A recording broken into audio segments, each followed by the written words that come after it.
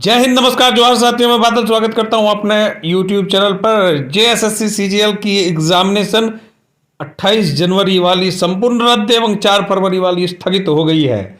दिखाता हूं नोटिस। उसके पहले निवेदन है कि चैनल पर अगर है तो व्यूअर बन के ना रहे, कृपया सब्सक्राइब भी कर दें। चलिए देखते हैं नोटिस जारी हुई अभी अभी। जरा देखिए क्या है कि झारखंड सामान्य स्नातक योग्यताधारी संयुक्त प्रतियोगिता परीक्षा 2023 के लिए अभी तक सूचना है। झारखंड सामान्य स्नातक योग्यताधारी संयुक्त प्रतियोगिता परीक्षा 2023 के अंतर्गत 28/1/2024 को आयोजित परीक्षा की तृतीय पाली सामान्य ज्ञान में कतिपय प्रश्नों के लीक होने की घटना एवं उससे संबंधित नामकुम थाना कांड, देखिए संख्या दिया है, अंतर्गत धारा भारतीय दंड विधान इतना जो है में अनुचित साधनों का रोकथाम निवारण उपाय जो है मद्देनजर जेएसएससी सीजीएल के अंतर्गत जो है 4/2/2024 को निर्धारित परीक्षा का आयोजन उक्त परीक्षा के संबंध में सभी सुरक्षा व्यवस्थाओं की गहन एवं पूर्ण समीक्षा उपरांत किया जाना आवश्यक है, जिस हेतु जो यह परीक्षा है निर्धारित 3 पाली को स्थगित किया जाता है। जरा देखिए, जो 4 तारीख को होने वाली परीक्षा है उसको स्थगित किया गया है और दिनांक 4/2/2024 को निर्धारित उक्त परीक्षा की पुनर्स्थिति आयोग के वेबसाइट पर प्रकाशित की जाएगी। आगे देखिए, इसमें कहा गया कि उक्त परीक्षा अंतर्गत 28/1/2024 को आयोजित परीक्षा में तृतीय पाली 28/1/2024 को रद्द की जा चुकी है। उक्त परीक्षा अंतर्गत 28/1/2024 को आयोजित परीक्षा के प्रथम एवं द्वितीय पाली को भी रद्द किया जाता है और ये तिथियां शीघ्र प्रकाशित की जाएंगी। पहले तो मैं इसके बारे में एक विवेचना करूं, उसके पहले मैं एक बात बता दूं कि आज बहुत दुर्भाग्यपूर्ण था कि हम लोग रांची के लिए निकले, लेकिन सिकदरी घाटी से हमें लौट जाना पड़ा, क्योंकि हमारे साथ चल रहे एक साथी के फैमिली में मेडिकल इमरजेंसी हो गई, जिस वजह से चाहकर भी हम आगे नहीं बढ़ सके, हमें पीछे आना पड़ा लौटकर। मैं बहुत दुखी हूँ, बहुत व्यथित हूँ। अभी मैं अस्पताल से आया हूँ, तो अब इस पर मैं कुछ कह नहीं सकता। दुर्भाग्य था, शायद मेरी किस्मत में इसमें शामिल होना नहीं लिखा हुआ था, ठीक है। और लेकिन हाँ देखिए, इसमें जो संबंधित बात है, इसमें सबसे बड़ी जो अभी भी जो आयोग की जो है, देखिए कितनी गलत बात कही, शीघ्र प्रकाशित की जाएगी। क्यों प्रकाशित की जाएगी भाई? जो एजेंसी है उसका भी रद्द करने की घोषणा इसी नोटिस में होनी चाहिए थी कि आज इस एजेंसी को रद्द किया जाता है। यह एजेंसी परीक्षा नहीं लेगी, हमारी मांगों में यह भी शामिल है। हमारे आज जो भाई है, जो मित्र है, वहां पे जो लाठी खा रहे हैं ना, वो इसलिए लाठी नहीं खा रहे हैं कि आप रद्द कर दो, आप फिर 10 दिन बाद परीक्षा ले लो, 1 महीना बाद परीक्षा ले लो। ये नहीं चलेगा। परीक्षा की तिथियां रद्द हुई हैं, आपको आगे आयोग पर की जो एजेंसी है उस पर कार्रवाई करनी पड़ेगी।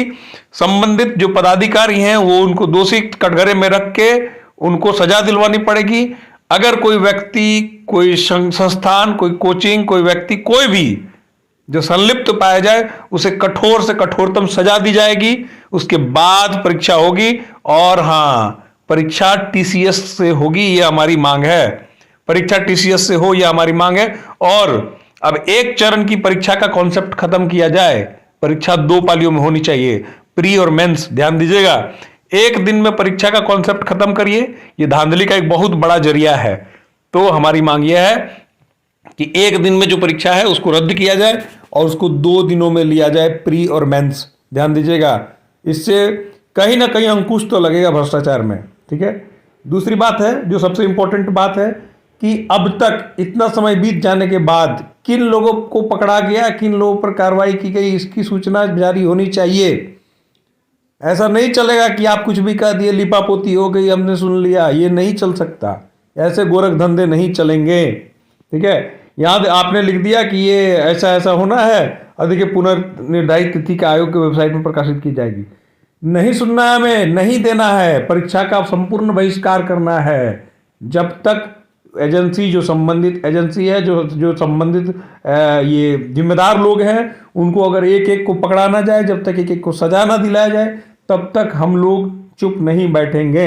आज मैं नहीं पहुंच पाया किसी कारणवश, लेकिन ऐसा नहीं है कि मैं किसी दिन हर दिन रुक जाऊंगा। ध्यान दीजिएगा, मैं एक आदमी हूं, लेकिन इतना समझ लीजिए कि जो भी एक व्यक्ति वहां पहुंचा है वो बहुत महान है, बहुत ग्रेट है, क्योंकि वो 1/6.25 लाख में अकेले है। ध्यान दीजिएगा, तो एक एक व्यक्ति को ये जिम्मेवारी लेनी होगी और यह जो आंदोलन है बड़ा से बड़ा, लेकिन ध्यान दीजिए संवैधानिक तरीके से होना चाहिए। आज कुछ लोगों ने गेट तोड़ दिया जेएसएससी कार्यालय का, ये थोड़ा गलत हो गया।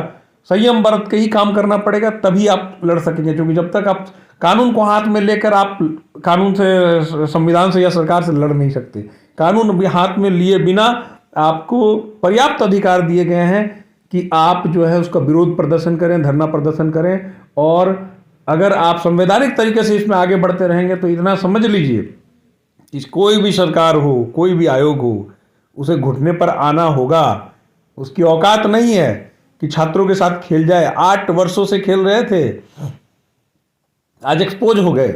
और आज जब एक्सपोज हो गए ना, तो उन लोगों को लगता है कि यार ऐसा हो गया, वैसा हो गया। आप ऐसे नोटिस जारी कर देते हैं, लिपापोती नहीं चलेगी, सीधी बात है।